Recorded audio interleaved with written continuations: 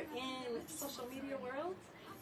We are doing an event live here, and I have people. There's 2 chairs already here.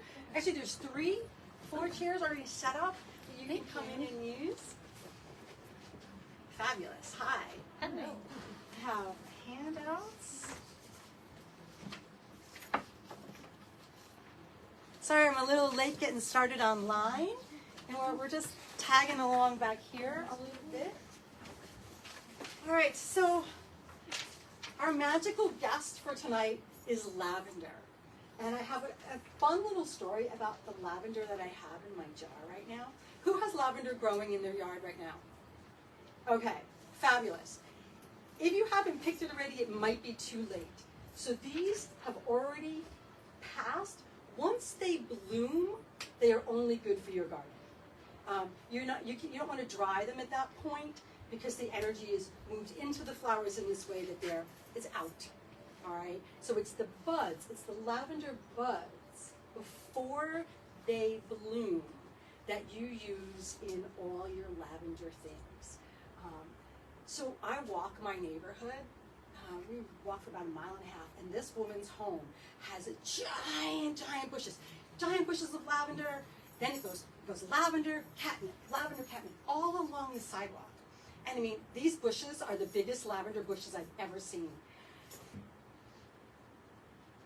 So, first thing I want to say about lavender is deer resistant.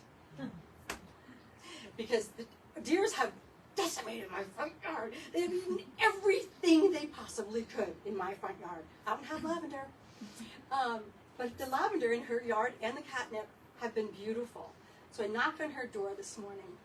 And so I met a neighbor in the process. So lavender has introduced me to a lovely neighbor who told me this fabulous story about how she got her house and all these great things. But, so, just lavender can bring you together with others. And she was so happy for me to take the lavender. And we had a friend in common. She knew the shop. It was just this lovely little thing. So I'm happy for everyone, before you leave, to take a piece of lavender with you. But I don't want to ruin my bouquet just yet. But please do take a piece with you, and I have another treat to give you before we leave. So, lavender. We talked a little bit about lavender last month. Lavandula officinalis is the French lavender. Lavender has been used for centuries and centuries. It is an ancient herb. They used it in Egypt for perfumes.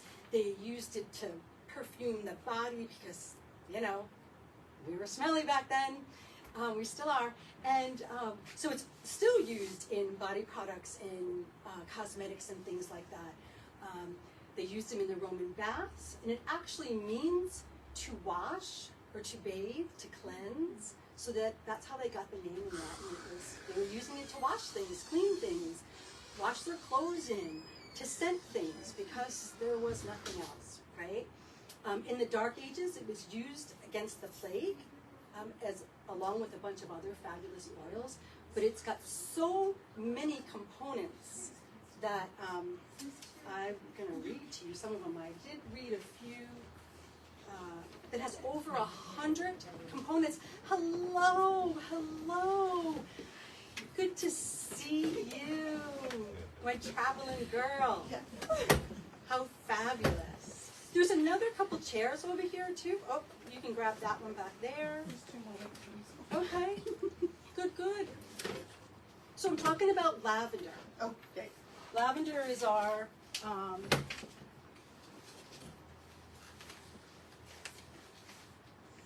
you're welcome, is our guest. I don't have my card with me that tells me all the different things it is. But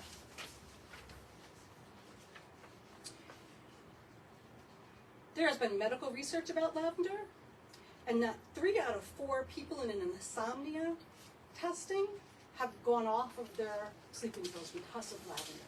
So there are lots of medical research done around it, which takes us out of the hoo-hooey realm, because most things that are alternative get a bad rap until some doctor can prove it, that what we've known for 100 years is true. So that's happening with lavender. let me tell you about some of the components before I give you some other things. It was called the holy herb. I read some funny shit. They, in religious beliefs, they think that lavender didn't have a smell until Mary, in quotes, the Virgin Mary, put baby Jesus's clothes on a lavender bush to dry them, and that is how it gained its scent. I was like, oh, dirty diapers make this smell. But no. But they used it also in the ointment that they dressed his feet with, the spikenard. They used lavender. So they've been using it in ointments and things for millennia. It's anti-inflammatory, antioxidant, antitoxin, anti-inflammatory, antibacterial. The antis are great. Antimicrobial, antiseptic. There's just so many reasons to use lavender in your life. It should be either in its herbal form, in its raw form, or in its oil. It's good for burns. It regenerates the skin cells, prevents you from getting scars when you have any kind of injury. After it's all healed, continuing to add lavender oil with a little bit of vitamin E, fabulous for the skin. That's why they use it on skin products, because it's rejuvenating your cells. It's good for asthma. It helps to reduce the inflammation in the lungs if you're having asthmatic reaction to something. It's wound healing, asthma relief. This is a good one. It's cooling. So in the lavender sprays, if you have a spray in the summer, keeping it in the refrigerator, we're supposed to have a crazy hot summer this year. Spraying yourself with lavender spray, it's water, alcohol, and your essential oil. We add some rocks to it too, because we add rocks to everything. Spraying yourself with the lavender oil, not only is it cooling to you, but it has all these other fabulous benefits. But for those of us, I'm already past, I'm post-menopausal now, but for those of you who are peri and menopausal, it helps to reduce hot flashes. So for those of you who are having hot flashes, anything to reduce those is a bonus. So actually using the spray, rubbing the oil on you helps to balance out the body's temperature in every way. It also helps to reduce anger, all the red energies. It helps to balance your system out. Which brings me to probably one of the best qualities about lavender is that it is an equalizer. It's one of the few oils that I know of that will bring you up. If you are depressed and tired, it's revitalizing. It's all these beautiful ta-da. But if you're already way up here and wound up, it'll bring you back down. It will begin to reduce all of this high frequency so that you can then relax and sleep. So it will catch you where you are, which is very unique to the oil. So it's good for all the things, right? When you're up or down, it makes you just where we want to be without the chemicals. And I'm not anti-medication. That is not who I am, because I know medication has its place and it works very, very well. So even if you're taking medication, this is just a lovely addition to support the body in a holistic way. Essential oils and herbs, they come into the body and they leave the body. They leave no residue behind. They don't shift all the things that the chemicals do. So that's what I love about using oils and herbs as healing modalities in your life. Lavender and rosemary are really, really good friends. Lavender is of the mint family. I don't know if rosemary is it rosemary? It's an evergreen. So it could possibly be in the same family. I forgot to look that up ahead of time. But they play so well together. For hair growth, lavender, again, the rejuvenating quality that lavender has, helps the scalp regenerate itself, and they have done many, many studies on creatures. But okay, if they're doing it on the creatures with lavender oil, I'm totally cool with that. But they use it on mice on the back of them, on their hair, and the mice that had the lavender had really thick hair coats. So I was like, I like that. And I use rosemary on my scalp. So the two of them together are just a really nice combination. Not just in that way, but also in the cocktails and the drinks, and I'll get that in a little bit. Restlessness, hot flashes, antifungal, so it's good for athlete's foot. It's good for any of your like foot funguses, especially if you're traveling and you're in showers that aren't your own, for camping and stuff. If you don't have flip-flops, even if you do have flip-flops, having lavender oil is really good. You just put it on your feet when you get out, and that takes care of anything that might have been left in the shower. For sleeping, it's the best for sleeping. I put a couple of drops on a cotton ball and swipe the pillow with the cotton ball. Then I just leave the cotton ball on the nightstand. It's perfect. So these things are really simple to do. If anything's hard, I'm not doing it. And so these simple ways to support yourself with an herb is lovely.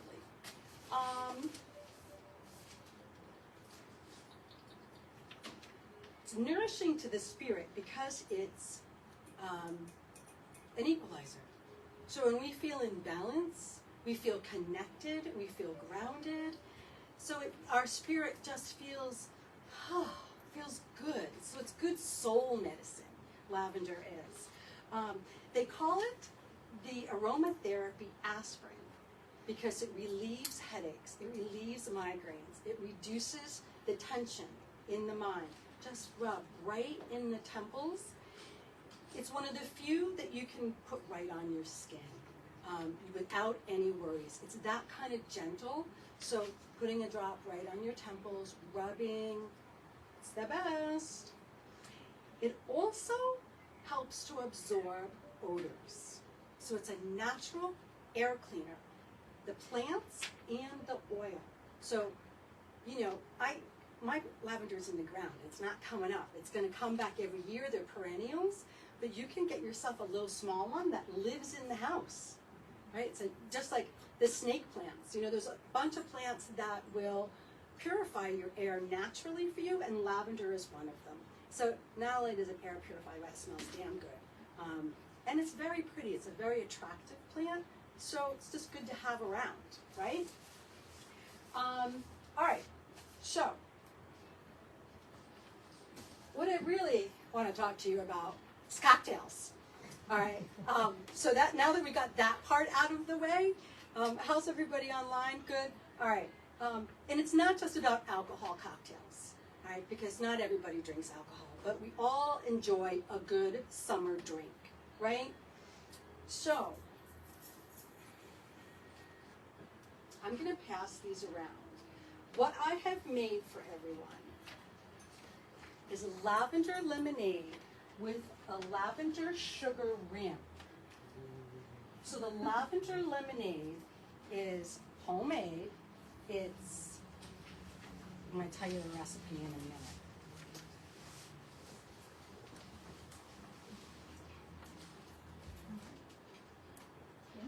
You're welcome. You're welcome. You're welcome. Oh, thank you. I'm going to come right around this way. You're welcome. Yes, of course. And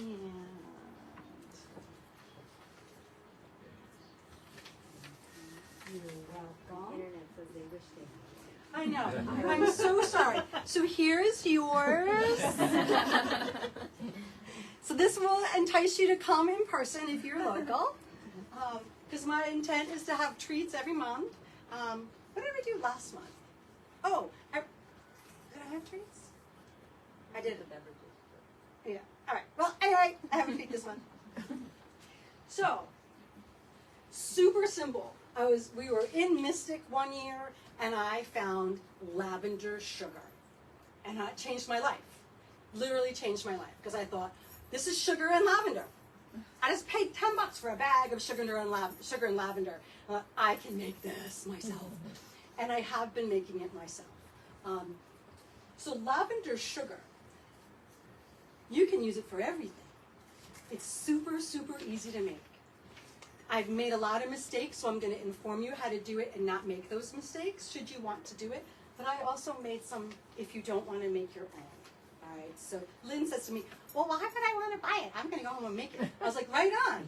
I want you to go home and make it. But if you don't want to make it at home, I got it for you here. So this is the recipe for the sugar.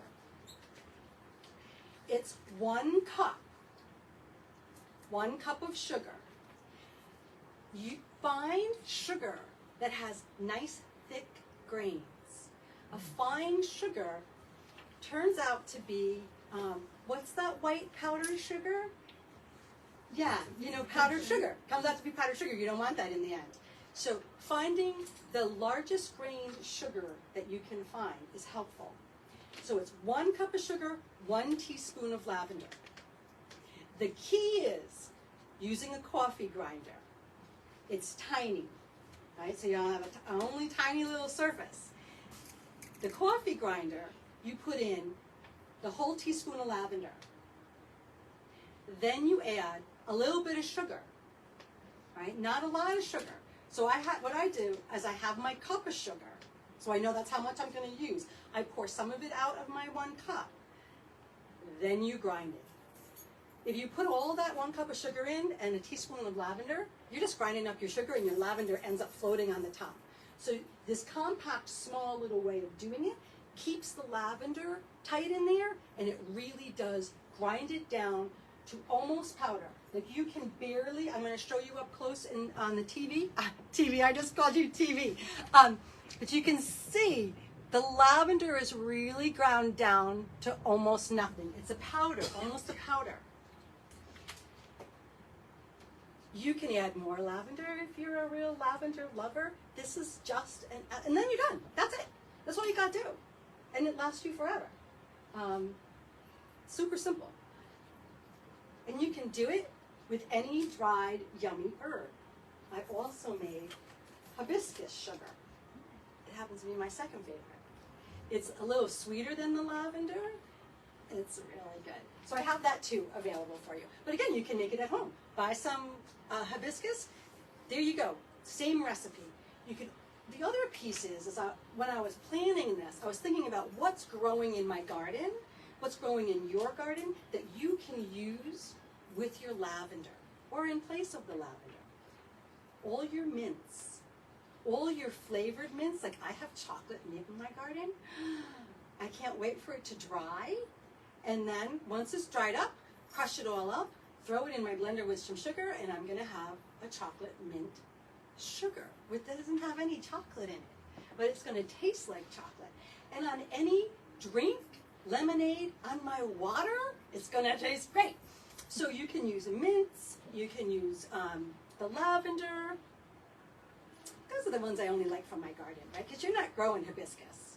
Are you? Nah, it's hard to dry it and do all that. So buy the hibiscus here, and then make your thing with that.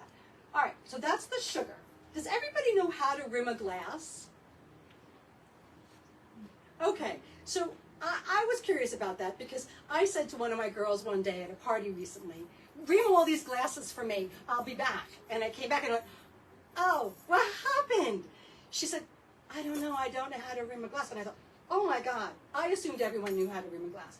So just in case you guys didn't know, I brought the material to show you how to rim a glass. But what I did forget, Shay, could you get me a glass? Like one of the clear plastic glasses off the microwave? All right. So I'll show you how to do that when I get my glass. FYI, right now, tonight, for all of you folks who are here in person, all the lavender, our oil, and the herb is 15% off tonight. Like you have to have some kind of room for coming out here and sitting and listening to me. So that will be your room for doing that. Thank you. And at home, So if you're watching this on the replay, you have until Friday night at midnight to use LAV Lav 15, and you can get your lavender also for 15% off. It includes the oil and the herb, all the sizes, right? Because we have everything in lots of sizes.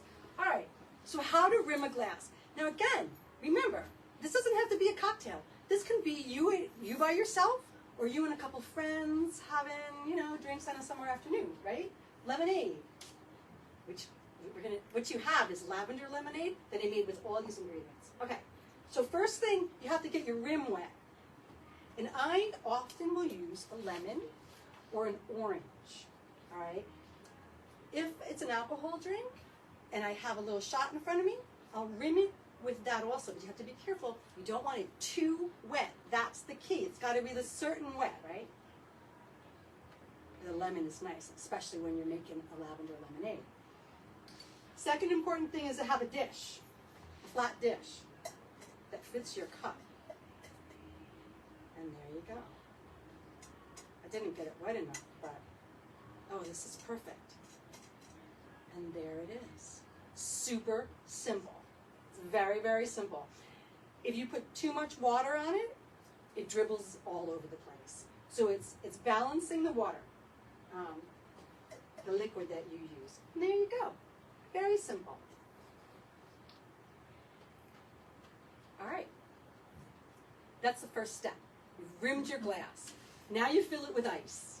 You have to rim your glass first. Sometimes I forget that.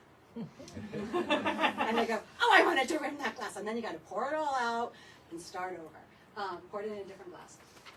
The second yummy thing I wanted to tell you about is simple syrups. Simple syrups are exactly what they say. They're freaking simple. They're time consuming, but it's very, very simple. You can use a simple syrup in almost anything. Coffees, teas, your juices, baking. Let me see what kind of list I made. I didn't. All right. But there's not much if you're going to sweeten something, you can sweeten it with the lavender simple syrup. And then you have this delicious additional lavender scent, but also the benefits of the lavender. Because you've steeped it for a really, really long time. You've pulled the essential oil out of the lavender, put it into the sugar. So you're getting the health benefits from it. You can substitute the sugar with honey, agave. There's lots of ways to maneuver it if you don't eat a lot of sugar, all right? And you also don't need a real lot. So what you do, we actually just posted a fabulous video. You can find it on YouTube, Dreaming Goddess YouTube, and I show you how to make it. So you can watch the video. I'll tell you about it in this moment. The ratio of water to sugar, I start off 1 to 1. 1 cup of water, 1 cup of sugar. I have, over the years, done various things depending on what I'm doing. Sometimes I add more sugar if I want it to be thicker, all right? But I don't need it to be sweeter. Like 1 cup of sugar is the sweetness that I like. What I've bottled here is the 1 to 1 ratio. What you can really play with is how much lavender you put in. You can put in 1 tablespoon. It's not really enough. It's not enough. I like 2 to 3, and it just depends on how I'm feeling. Whatever I plop in there. But 2 to 3 is good. You put all 3 ingredients into a pot, let it boil. Simple, let it boil, turn it down, let it simmer. The longer it simmers, the thicker it naturally becomes, and the more lavender it becomes. It also gets this cool color, right? Lots of people will add a little bit of purple food coloring. I didn't, but you can add purple food coloring. You can also add, they sell lavender sugar that's just purple sugar. It's not lavender sugar. Do not be misled by the label that says lavender sugar when it's purple. They've just colored it. So it looks lavender. That's the point, right? But you can add some of that to the rimming sugar, and it does make it purple, because the lavender color is not going to come in your sugar. But so if you want the colorful things, you can add a little bit of color.